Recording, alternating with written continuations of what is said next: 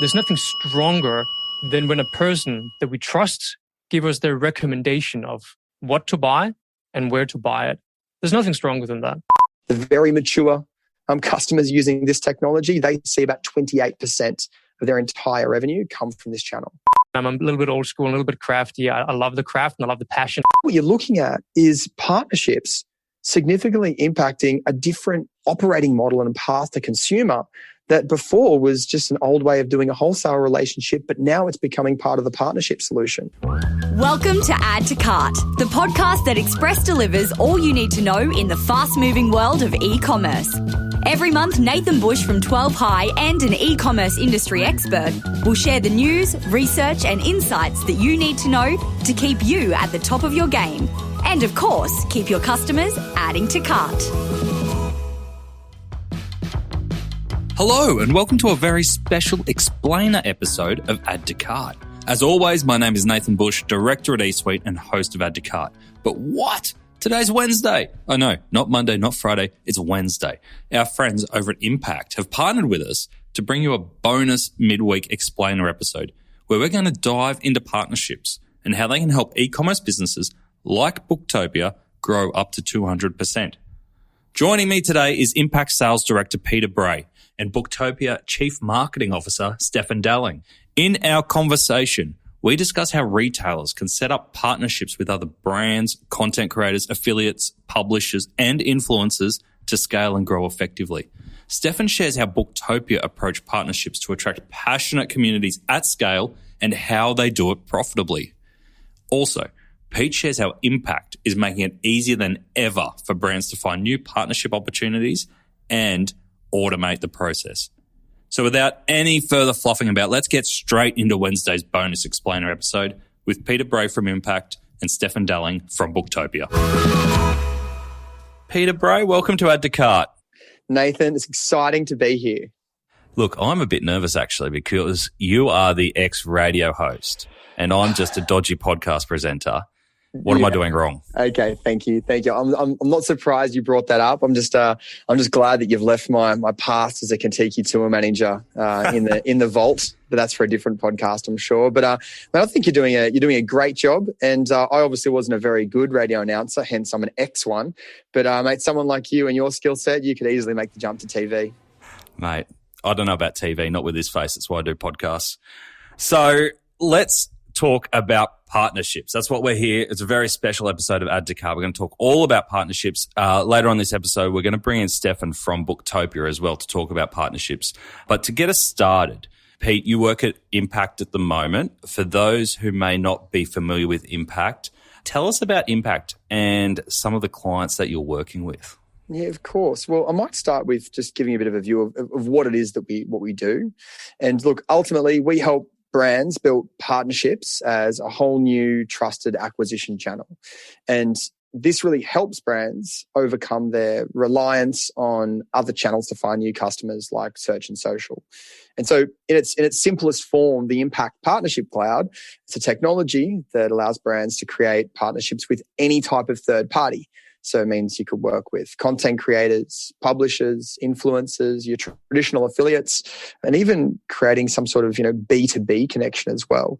And so the technology and the people behind it help brands do that type of partnership channel development in an automated, systematic, and scalable way.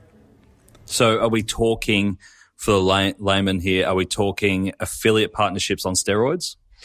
Oh, or is that the wrong way to put it? Look, it's an interesting one that you bring up there because we often do get bucketed in the affiliate channel, but we see affiliates, your typical coupon, cashback, comparison, loyalty sites, they're just a type of partner.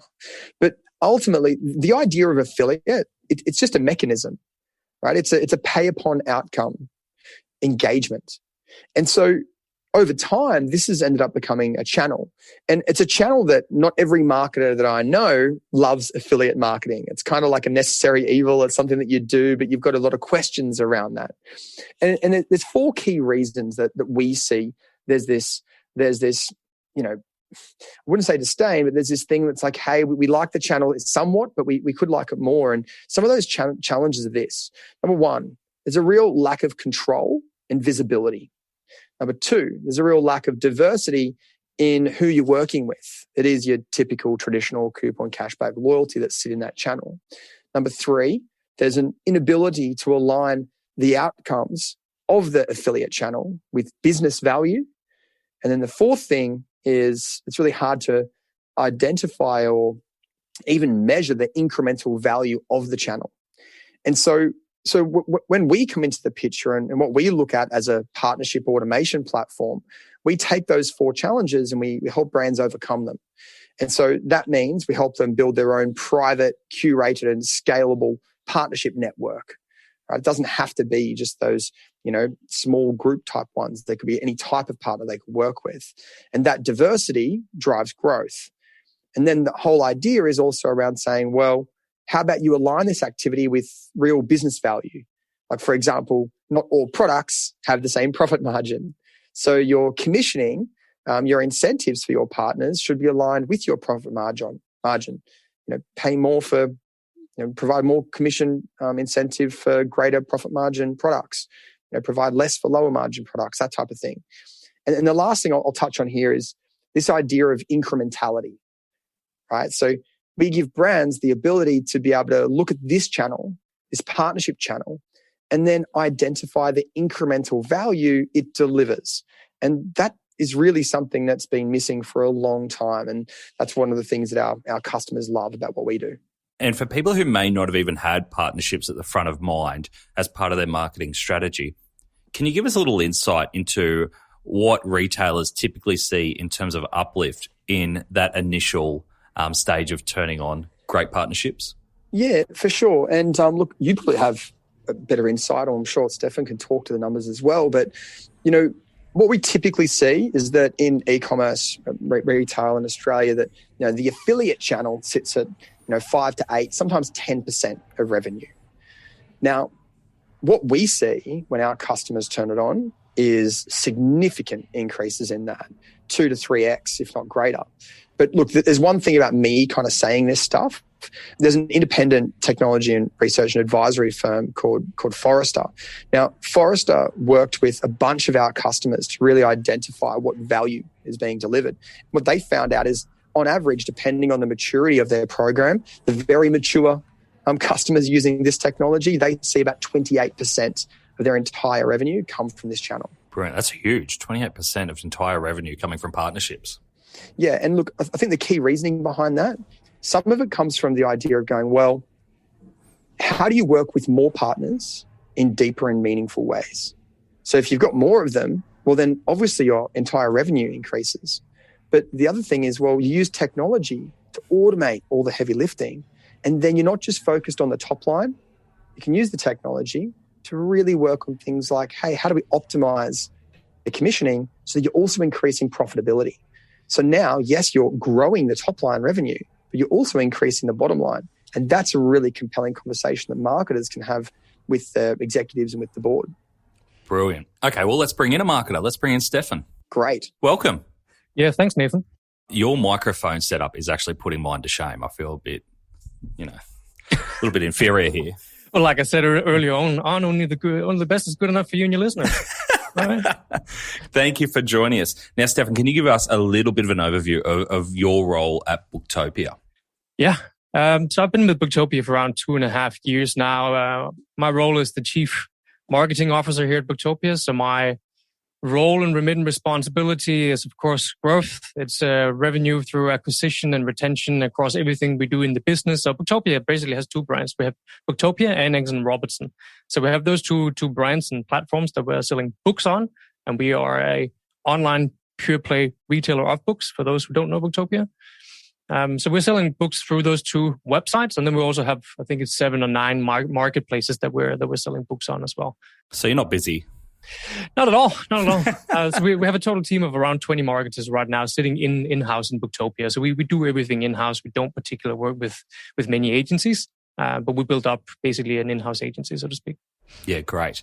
And you were in the background hearing what Pete was saying about partnerships and impact. Yeah. That figure around Forrester's research, around 28% of revenue coming from partnerships. Is that the kind of results that you're seeing at Booktopia as well? So I can't disclose how big of a percentage of the revenue comes from partnerships, but what I can say is that after we revisited the strategy when I started in the business, we crafted a brand new strategy around partnerships and what people and what technologies need to put in place to achieve that strategy. And after we did that, over the last 1.5, 2 years, we grew the channel with more than 200%. Wow, that's incredible. Now, can you share a little bit about your partnership strategy? What does partnerships look like for you? Because it looks different for every business, and obviously impact is a part of it, but I'm assuming that it's a much broader strategy and impact play a critical role within that strategy. Yeah, it does. At its core, for me, there's nothing stronger than when a person that we trust give us their recommendation of what to buy and where to buy it.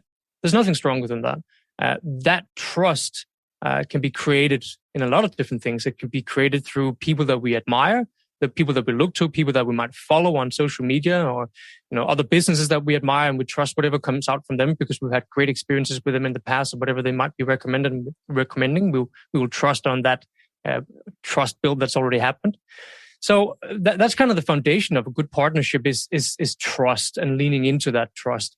And for me, it was important that we build a program where it was across both private individuals, across businesses that we trust, and we trust in their brand, and we feel that there's brand affinity, that they live the Booktopia ethos as well, and these are people that we would want to deal with and we would want to work with. And as such, we can see great symbiosis in collaborating with them in multiple ways. There's a lot of companies out there that, like event companies as an example, where they are creating events with high-profile celebrities that have often also written a book, but the event company isn't into the business of selling books. They're into the business of selling conferences and tickets to events. And they might not want to do anything with books. And here we could be a brilliant partner for them. It's also brilliant for us to connect ourselves when we're talking about the likes of Simon Sinek and Jim Collins and other very, very high profile celebrities that everybody know, and having our brand associated with those kind of profiles. So at its core, the strategy really is to figure out how can we lean on other brands and other people who have both great brand perception, brand affinity, and reach. And how can we work with that? There's also an element, of course, where the channel diversification, less reliance on paid search, can give you an opportunity to work with above the line without actually having massive above the line budgets. So these things are part of it as well. So those examples are really great around events and partnering with personalities rather than necessarily brands or publications. One question we didn't get to that I've had in the back of my mind is around content. So one of the downfalls of traditional affiliate programs is that you actually usually had to supply those affiliates with a whole bunch of content around your brand and your products and all that stuff to make the content interesting. Is it still that case? Yes and no. I think some of the best work that we actually do provide them with the content and work very, very closely with them. Again, I would like to think that the best results comes from close partnerships, and it's really playing to each other's strengths. Our strength is books. We are the best in the country at selecting, buying, selling, and shipping books, and talking about books for that matter. So it would almost be silly to kind of palm that over to a partner to figure that out. So we try and do that as much as we possibly can. Some places we work very closely with the partner on crafting, a narrative and a story and a book recommendation that matches what they need to do.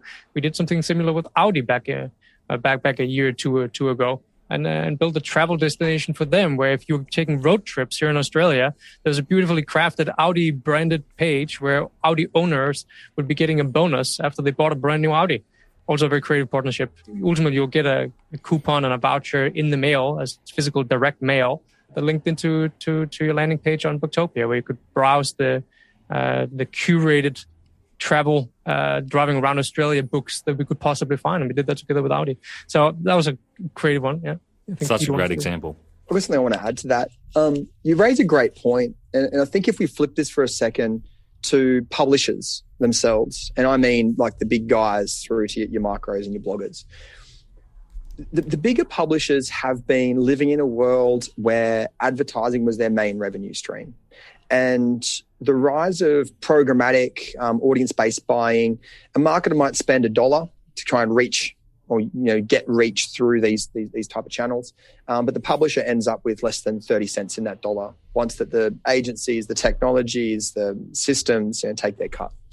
And so we've got this thing which is diminishing revenues for publishers. We've got the diminishing audience for a lot of them as well, because let's be honest, a lot of the publishers lose their audience to channels like Google and Facebook as well. So, publishers are looking for alternate revenue streams. They're looking for different ways to make money. And so as part of what we're doing as a company, Impact Globally, is to try and build this partnership ecosystem in a really sustainable way where there's wins all around, is that we recently acquired a company called Trackonomics. And so that company is effectively working with publishers to make it easier for publishers to be able to have a content commerce strategy. So, the whole kind of advertorial, paid editorial stuff with some links in there, yeah, cool. Again, affiliate thinking, but it's actually building it in a much more unique way.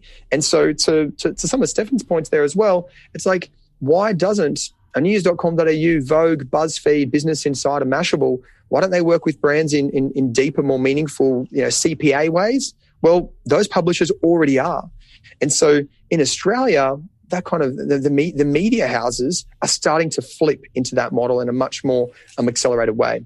Yeah, and it goes back to Steffen's original point, is that it's got to be a win-win for both parties. It's got to add value to the core of what you both do. Exactly. So, yeah, that's a great point. Can we expand on the channel conversation for a little while and put yourself in the place of someone who's new to partnerships, and maybe the idea of partnerships is swapping links on websites? Traditional kind of that partnership model. We know that partnerships now extend into influencers and apps and all sorts of places. Can you shed light on what kind of channels and formats are working really well for yourself at Booktopia? Yeah, sure. It's again back to influencers and celebrity endorsements. You could argue. I'm probably a little bit old school. I've been in the affiliate industry for north of 15 years now. So I'm from back in the old school days where we did digital products online and sold your six-pack apps, programs, and all that jazz. But there again, there's nothing stronger than a single person with a loyal following that talks about your company and your brand.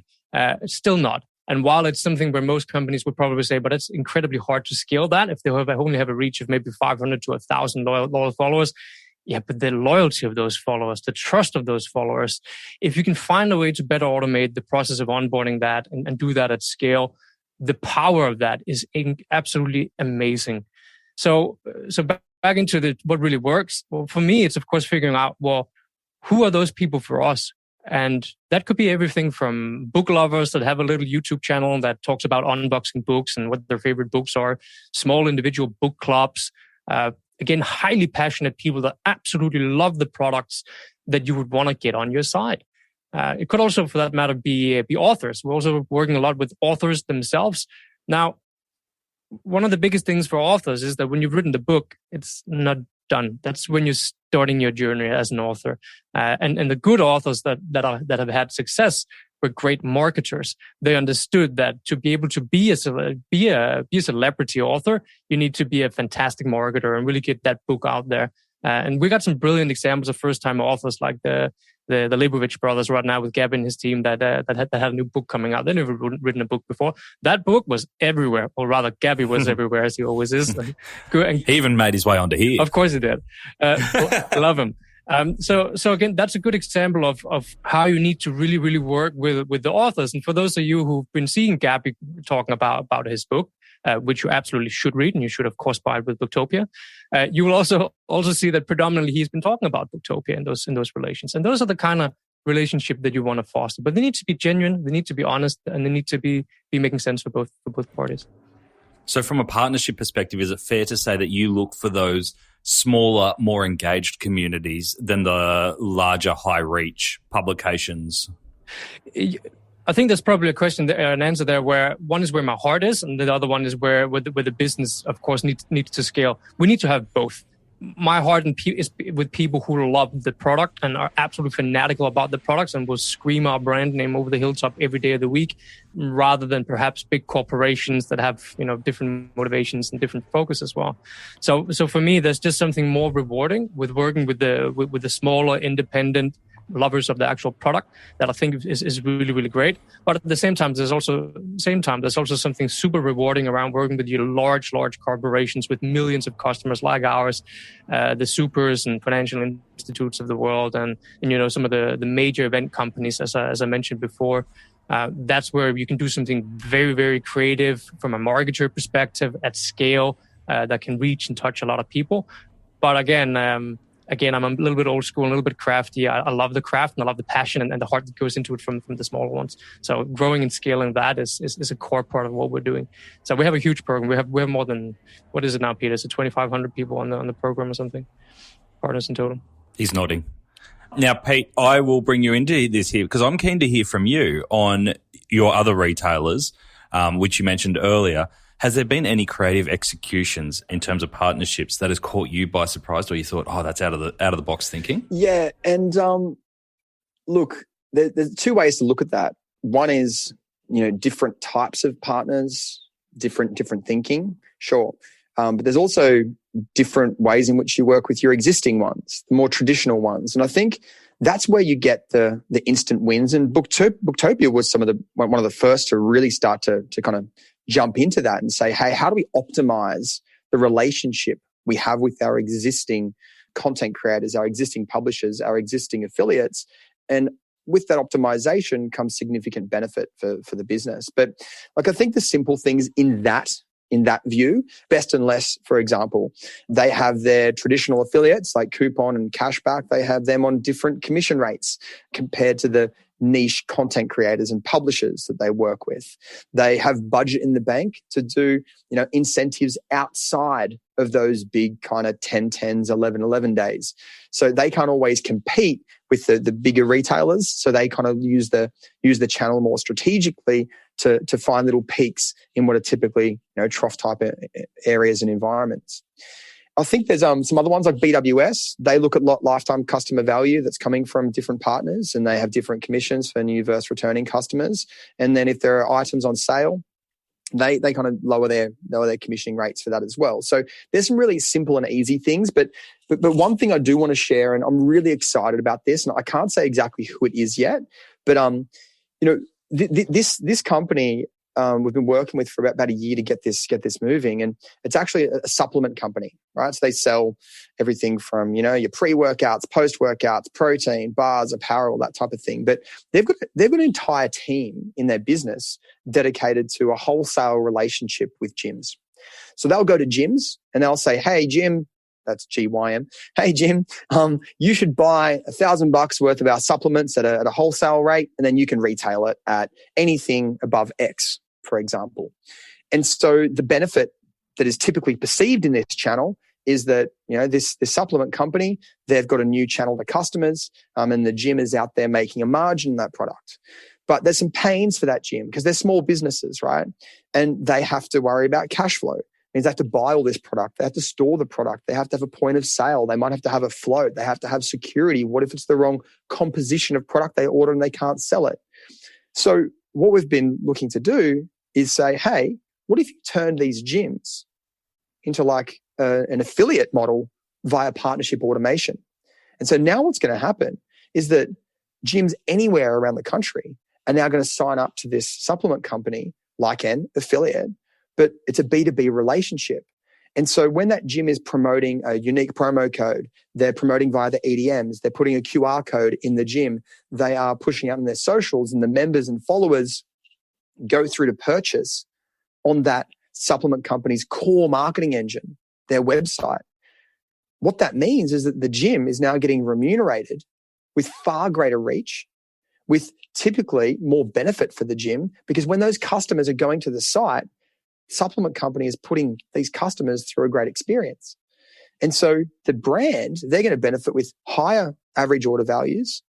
The brand are going to have that direct connection with the customer. So they've got the data and they've got them in their marketing funnels. And ultimately the brand's going to see greater profitability because the discount that they're providing and that commission they're providing is typically less than that kind of wholesale relationship that they had.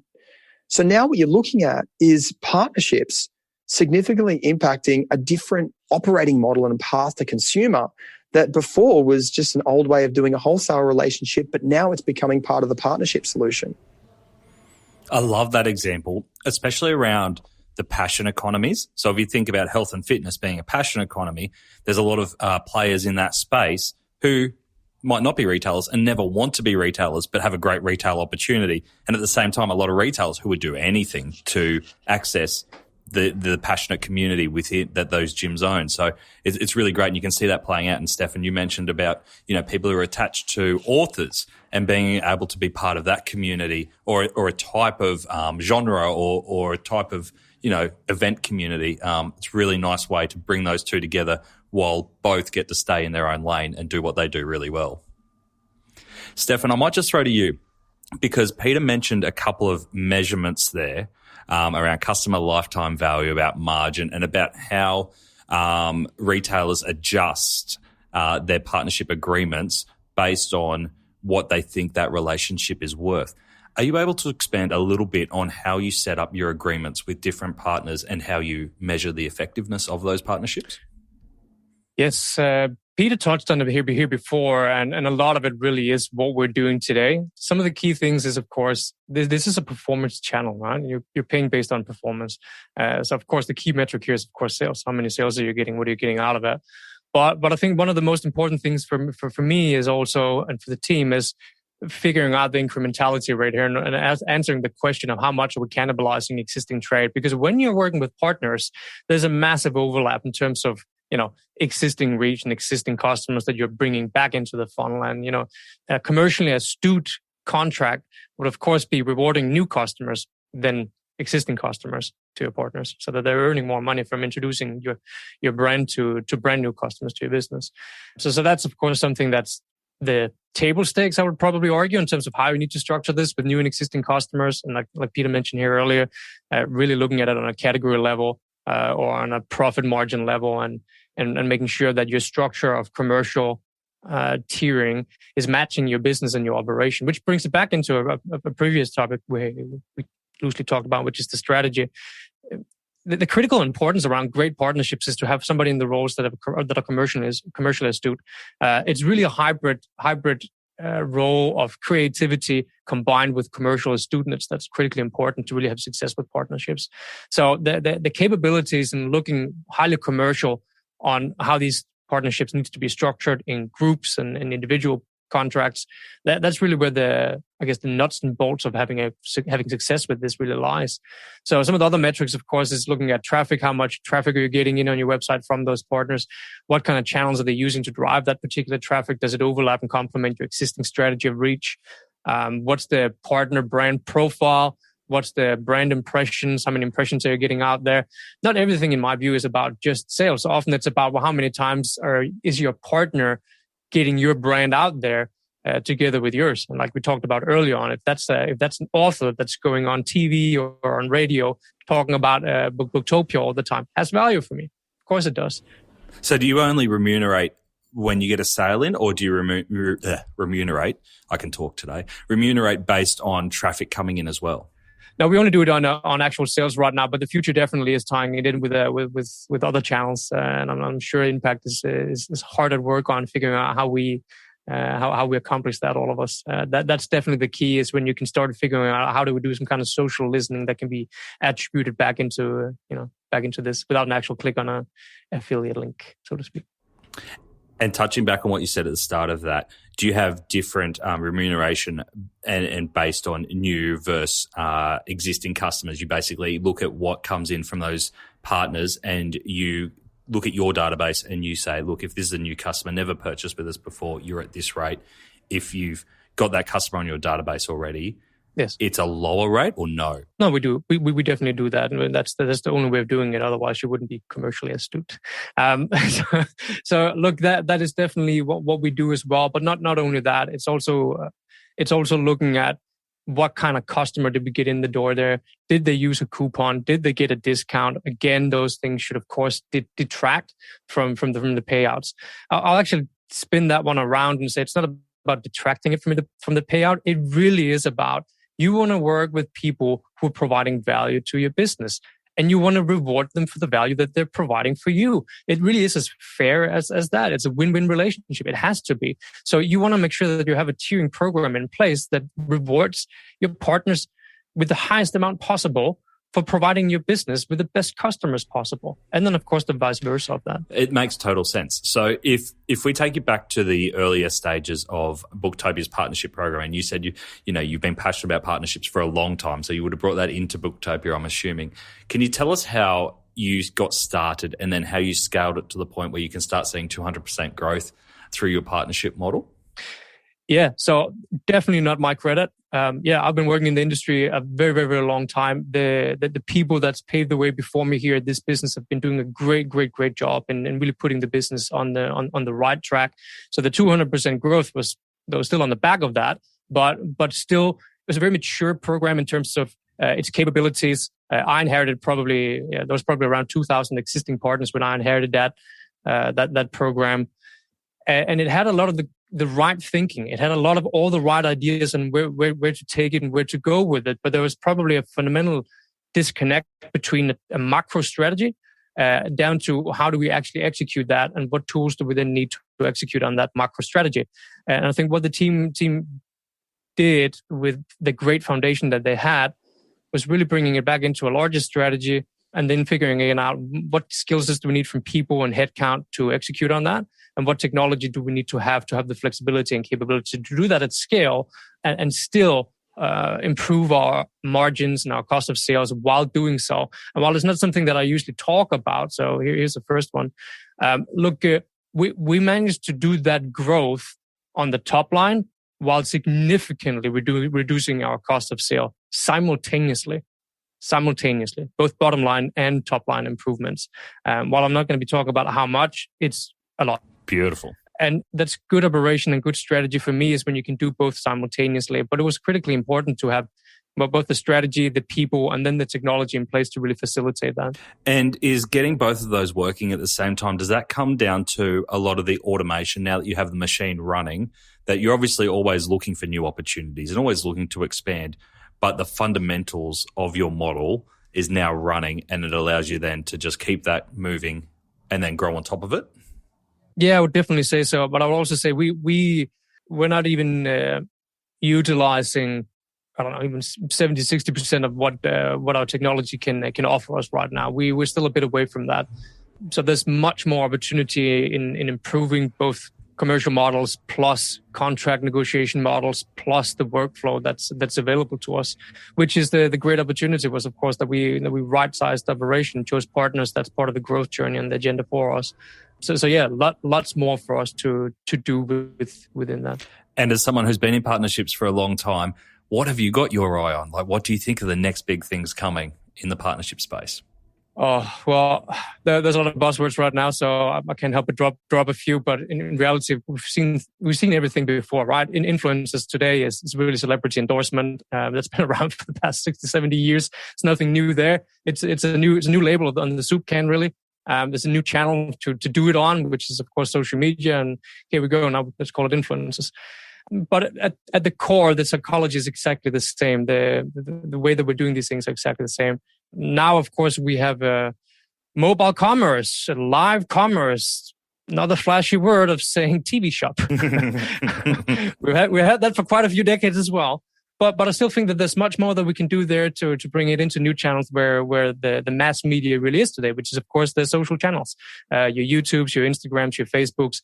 And that's something that we're really doubling down on, particularly after COVID, where, a lot of our authors were really relying on being able to go out to physical stores and Booktopia and our friends in the industry and go out and do signings of their books, so that they could promote that on their social media to their fans and their followings.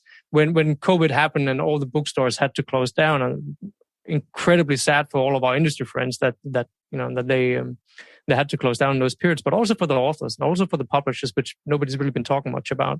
So some of the things that we really doubled down on was providing the authors that platform to go out and actually do it online, do it together with them, and through that really growing what we're doing in live commerce as well. So I think that's where one of the futures are around this as well, and partnerships and tracking and affiliate tracking, to use the dirty word here, but those kind of mechanics around how we remunerate partners lends itself really, really well to those particular channels where people are easily clicking on a link through a live session. Yeah, some great examples there. Pete, from Impact's perspective, what have you got your eye on in terms of the future of partnerships? Yeah, look, Steffen addressed a bunch of them already, and I'll second some of them, but I kind of look to the more macro challenges facing marketers and the pressure. And a big part of this around the idea of, okay, you need to do more with less marketing budget. And so when we think about that, that means that the marketers are turning internally and going, well, what channels, what systems, what operations do we have that we need to either shake up or just get more out of? So I see the kind of next big things in this channel specifically, meaning that there will really start to be some scrutiny around the value that the current model is delivering for the business. And then the second thing of that is going, and this is seconding Steffen's point, is going, well, maybe we should look to rewarding our partners in a commensurate way to the value that they're delivering. And so that scrutiny and that flip of, remunerating based on value, I think that is the next thing that needs to happen. And it's an exciting place to be in, because that gives the marketers much more strength and capability and a more well-rounded marketing mix. Yeah, great points. So if we have people listening to this and going, wow, I haven't even lifted the lid on partnerships, I haven't even started here. Pete, with Impact, how would you say they could get started? Oh, mate, give us a call. All right. There's a direct response if ever I've heard of one. Just give us a buzz in the show notes. Back to your radio announcer days. Yeah, that's exactly it. Oh, look, I think it's relatively straightforward, isn't it? But I think what we're really lucky, we're very lucky in that we've got fantastic customers who we operate in a true partnership like Steffen, and there's so many more in this market. And, a big part of your audience base are marketers themselves. So I would really encourage those marketers to talk to our customers, reach out to them, and then you can get the real insight from their world. And I think that's a great way to start a conversation with us, either directly or speak to our customers. And if they were to put a tactic in place to test partnerships, and I'll ask this of both of you, Steffen and Pete, where would you start in terms of channels? And I know it'll be different for every brand, but where do you think the quickest and easiest wins are? All right, I'll take that one away. I would say that the easiest win is the cradle of partnerships and affiliate marketing. It really is to look at who's talking about your brand today and your products today. And typically you will be able to reverse engineer that by looking at your referral traffic in Google, and I'll go nerdy here. You look at your referral traffic in Google Analytics and see what other websites are linking to you and where traffic is coming from. And if you don't have a conversation with those websites or webmasters, a lot of them is probably going to be bloggers that's talking about you. If you don't have a relationship with them now, then contact them. Use their contact form and figure out how you can get in dialogue with them and start the conversation there. The mechanics of affiliate and partnerships and the technologies that we're talking about there are really just the vehicles of the partnership. It's just the easy way to facilitate it and an easy way to get away from all the technical problems.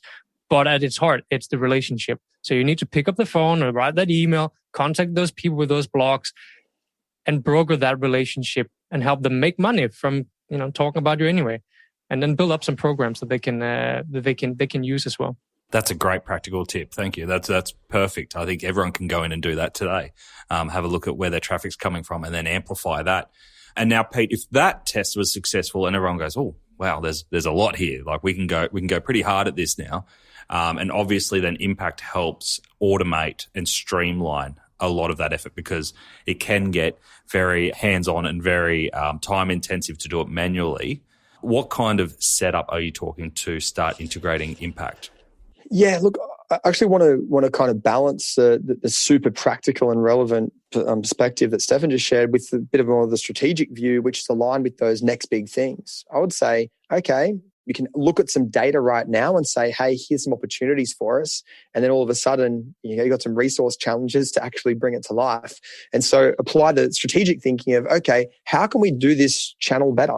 And speak with the team and look at some comparisons, run an RFP if you kind of feel that there is a real challenge that can be overcome by leveraging technology. over, the existing service model you might have, for example. But then look, I think part of your question there is also around, okay, how do you technically and financially get started, right? So what is the commitment to be able to start something like this? And, from our perspective, we make it really easy on a technical side. We've got a solution for everyone. We've got a number of options. You can do a technical integration, which is as simple as a JavaScript tag that isn't based on third-party cookies, because we know that the death of cookie is ahead of us, and luckily our solutions are ahead of that. You've got an API solution that we could work on, but then we also integrate with BigCommerce, WooCommerce, and you'll be happy to hear, Nathan, because I know you're a big fan of Shopify, right? They are friends of ours. They are friends of yours.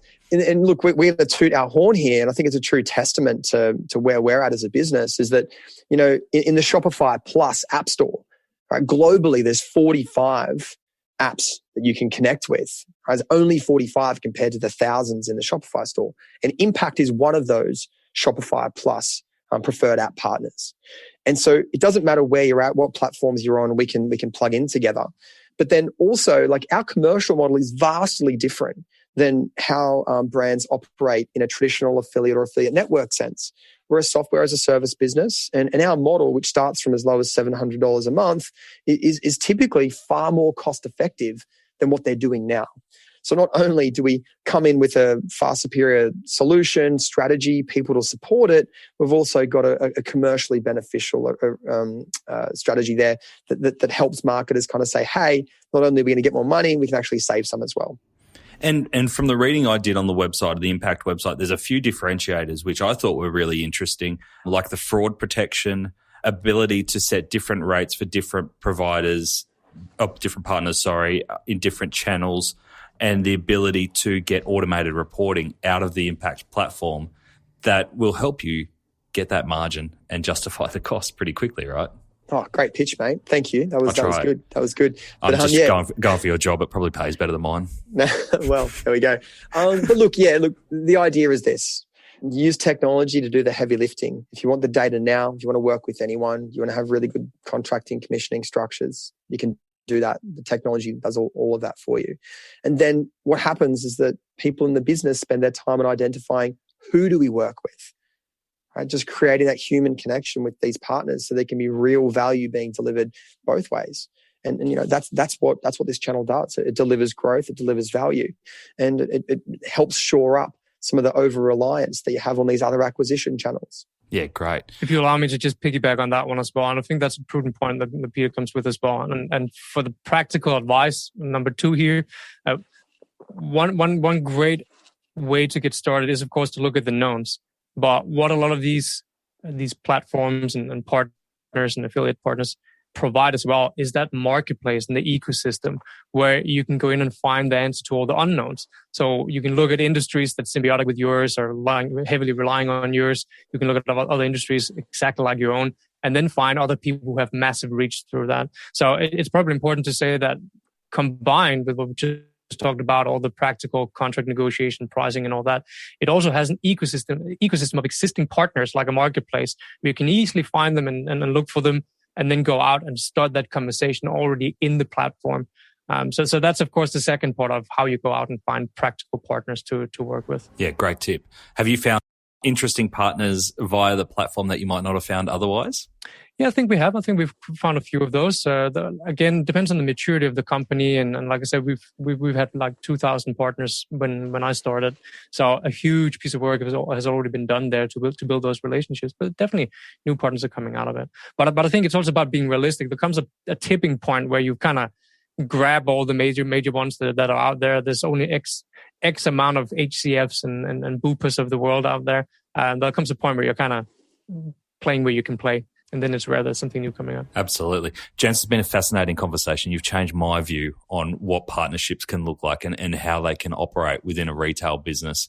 So thank you for that. Some of those growth figures are phenomenal that you are seeing, Steffen, at Booktopia, and Pete, that you're seeing across the industry. Now, if we have people looking to get in touch and Steffen either contact yourself to learn more about what your experience is at Booktopia, how could they do that? Look me up on LinkedIn. Just use my, search for my name. I'm sure it's going to be in the show notes somewhere. So, reach out on LinkedIn. I have many people that do that already, and I'm happy to give advice on what you should do for your business if you're just reaching out. Great stuff. And Pete, talk to yourself or the team at Impact. Same thing, Peter Bray on LinkedIn, or my email is peter.bray@impact.com. Gents, thank you very much. Thank you. Thanks, Nathan. Thanks for having me. Look, I know that was sponsored content, but, I thought it was pretty good. And I hope it sparked a few thoughts around how you might be able to tap into the power of partnerships for your brand. A few moments in there that stood out to me. I loved Pete's example of the supplement company who was partnering with the gym chain to sell product.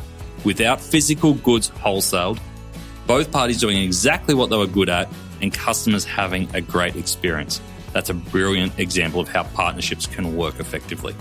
I thought Steffen's tip around looking at your referring traffic in Google Analytics and developing official partnerships as a starting point was really smart. And I loved how both Pete and Steffen explained how partnerships have come such a long way since those link swapping affiliates that a lot of us have been burned on. There's a huge world of opportunity out there. If you want to learn more about how Impact can kickstart your partnership journey, visit impact.com/growth. There, you can learn more and view case studies from other retailers who are reaping the benefits. Thanks again to Impact for partnering to help give us a little nugget of gold on this Wednesday. To finish up, I have 3 resources for you. Firstly, if you're a first-time listener of Add to Cart and you want to stay up to date with new episodes, head over to addtocart.com.au and you can sign up for our weekly newsletter. We'll let you know every time a new episode drops, as well as giving you my 3 takeaways from each episode and a link to the transcripts so you can know that this is an episode that you want to dive straight into. Secondly, if you want a weekly roundup of the best e-commerce case studies, tools, and research, sign up to the High Five Friday newsletter, which is delivered to inboxes at 8 a.m. every Friday morning. I read all the e-commerce news and send you the bits that I think you can take action from. Sign up at 12high.com.au/high5. And the last thing, if you are looking to explore your next e-commerce opportunity, head over to esuitetalent.com.au. We are a dedicated e-commerce talent agency connecting the best e-commerce talent with the fastest growing brands. Check it out, sign up to the email, and get in touch with me if you want to discuss your next move. Until next time, thanks for listening and keep those customers adding to cart.